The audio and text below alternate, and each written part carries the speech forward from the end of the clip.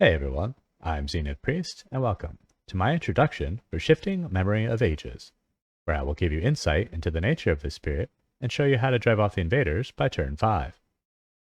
Shifting Memory is a moderate complexity utility spirit, complemented with some defensive capabilities. We start with the sacred site in the highest mountains or sands, always placing us further inland.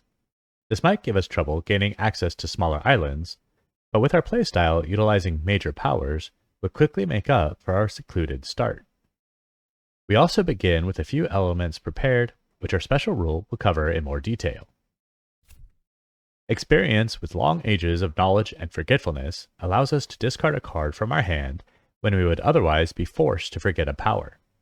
While this applies to any action that would cause us to forget, including event and blight effects, the most common use will be when acquiring major powers, mitigating its cost and allowing us to pick up major powers more freely. Our insight into the world's nature will see us preparing elements from various actions. Managing these well will be crucial for maintaining power thresholds. For growth options, our Reclaim also lets us place presence where we are, slowly completing sacred sites every hand. Next, we gain power and place presence up to 2 away, expanding both our options and our reach.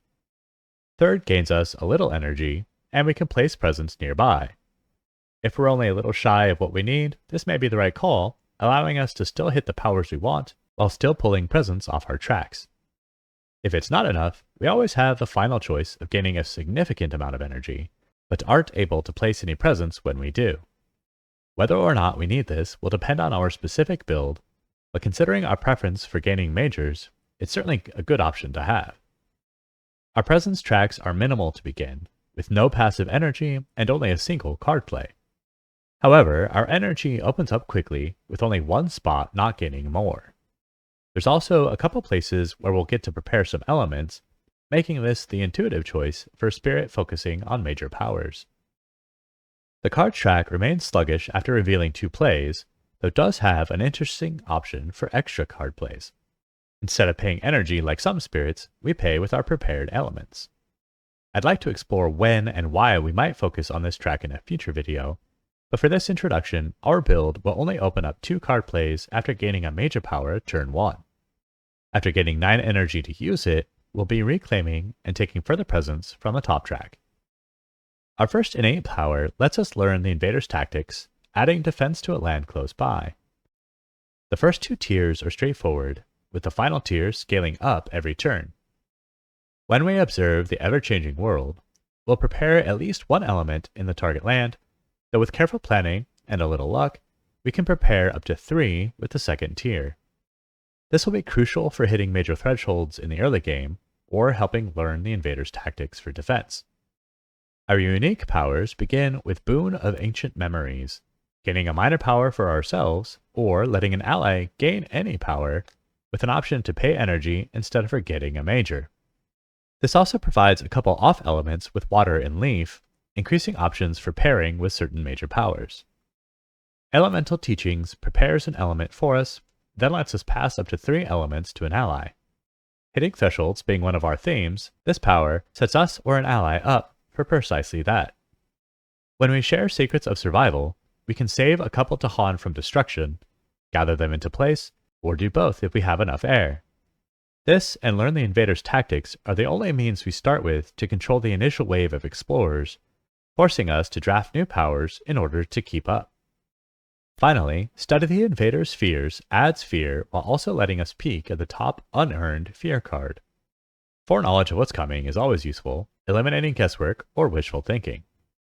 Putting this all together, we can see that while Shifting Memory has a number of small little gifts and perks, relying purely on them to keep the invaders at bay will be extremely difficult, and driving them off completely will be nigh impossible.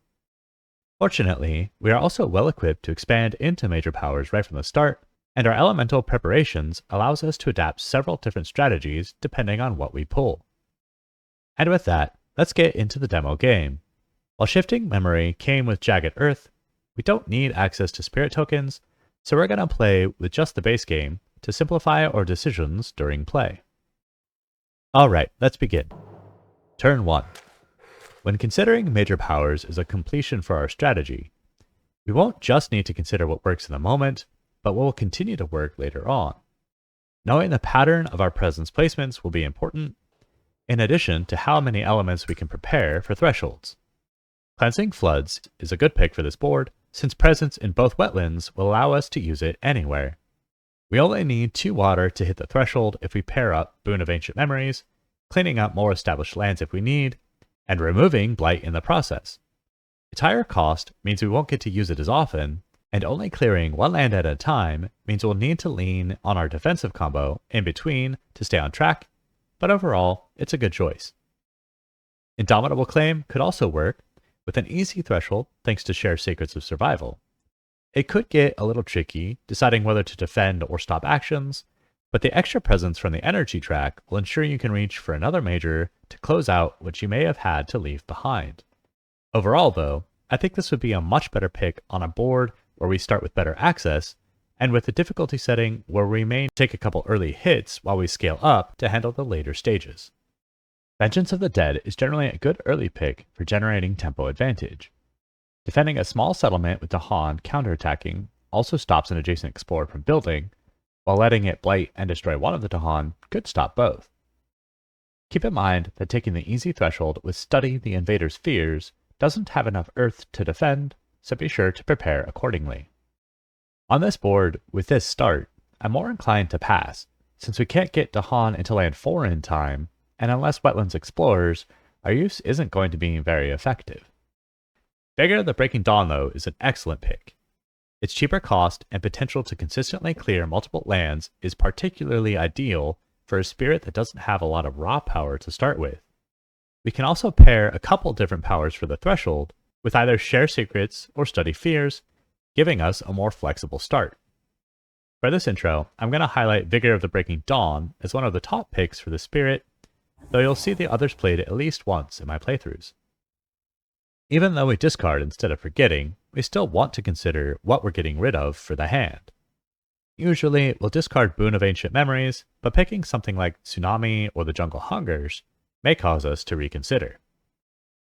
Our presence placement is also something to consider carefully, since we aren't placing again for 2 turns, and when we do, it'll likely be in the same spot. This time, the other sands will keep us central to the lower half of the island, though we will miss out on being able to study the Invader's Fear. Card plays tend to be straightforward, with the 2 zero-cost cards that aren't necessary to hit the major threshold. Here, we'd like to keep Share Secrets for next turn to defend the Blighted Sands from cascading, and since we're not in a position to study the Invader's Fear, let's just play Elemental Teachings to prepare the threshold for Vigor of the Breaking Dawn. A sun and animal is all we need, but for some powers where we need more, and can get away with playing Share Secrets now, it's usually worth spending the moon when observing the ever-changing world to gain an extra element by moving the Dahan into a land about to build.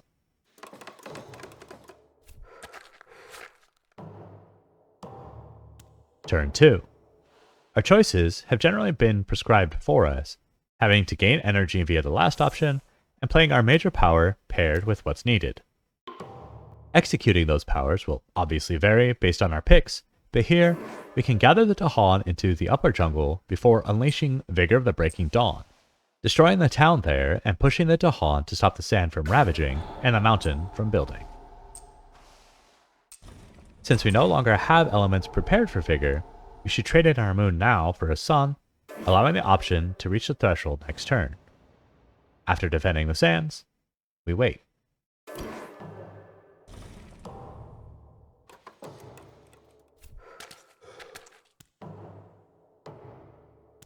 Turn 3.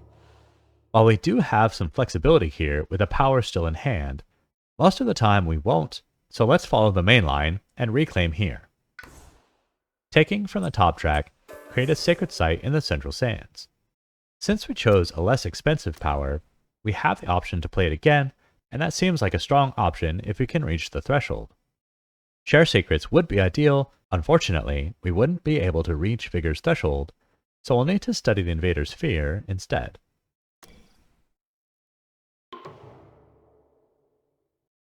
Playing it earns our first Fear card, then reveals Isolation, picking off a lone invader once we earn it. After observing the ever-changing world to gain another song, Vigor will protect that mountain and stop the wetlands from building.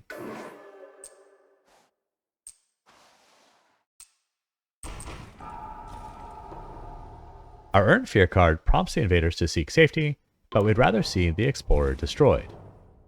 After building in the sands, the invaders explore the coastline, giving us an extra land to consider and making the wetlands much more threatening. Turn 4. Unless we've hit ideal conditions with our picks and invader cards, grabbing another major here will seem pretty tempting. If we picked an expensive major power earlier, then we should be ready to play it again this turn, but having another major as backup can still be a good idea. Our main consideration this time will be picking something complementary to our earlier pick. Maybe that means finding something free from target restrictions or with similar threshold elements. Here, we just need some breathing room to allow us to reload Vigor of the Breaking Dawn. Maybe a solid defense power or fast destruction, or something to just trigger the Isolation Fear card waiting in the wings. Accelerated Rot can be considered to keep up with the wetlands. We'd have to let it blight, and since we can't quite reach the threshold, we can only do 4 damage. Whether we take out a city or 2 towns, our fear count looks the same, and paired with Elemental Teachings, we can Threshold's Vigor next turn, destroying what's left and clearing the mountains and the sands town. But we'd have to gather the Dahan from the jungles to pull it off, leaving that town still there when everything settles. Turn 6, we could reclaim and use another Vigor to finish it off, so not a bad plan overall, even if we are blighting twice. Paralyzing Fright simply stalls the land, but it is fast and would stop the wetlands from blighting and building, and we'd earn Isolation to clear the mountains. We'd have to forego the Threshold because we'd rather have the Threshold for Vigor next turn, and we can't do both. Following up with Vigor means we could get 3 Dahan in the wetlands to clear it, while pushing them out to clear the remaining towns. That would see victory next turn, and look a little cleaner overall. Pillar of Living Flame is a good damage card, but doesn't address enough of our problems very well, and since we can't reach the threshold for Rapid Rings of Sunlight, we can't gather enough Dahan into one of our lands to adequately protect the wetlands, making it really hard to follow up with anything next turn. So Paralyzing Fright looks like the pick this game, and we can discard our boon once again. We want to spread out with our presence if possible, maybe positioning ourselves on an ally board to establish reach into their lands. Pairing Paralyzing Fright with Elemental Teachings, we proceed as planned. As an aside, Paralyzing Fright is a really solid first power, being able to generate 2 fear cards with each use, while freezing a land and providing a mountain to help defend a Ravage. Hitting Terror level 3 becomes the target, making decisions easier by letting some towns build, because it won't matter later.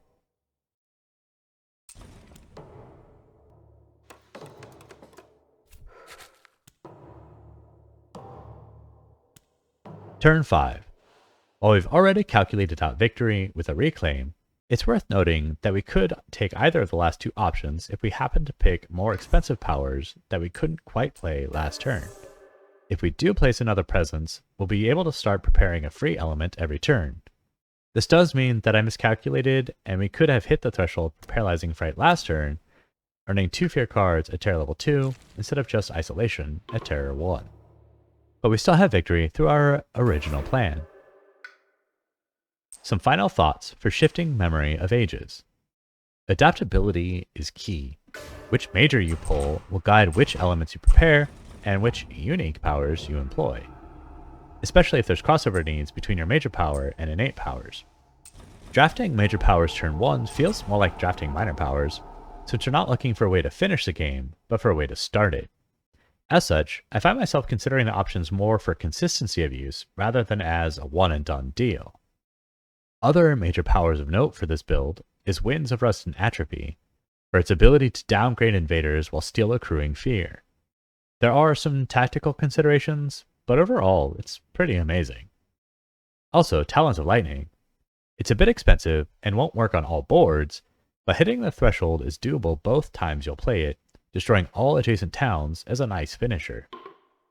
Although it seems a bit selfish, this strategy still works with allies, although I would recommend alternative strategies, since Boon of Ancient Memories and Elemental Teachings provide more benefit overall when played on others. This is something I would like to explore in future videos when I get into spirit synergies. Alright everyone, that's all I've got this time. Hope you gained some insight, and good luck in your next games.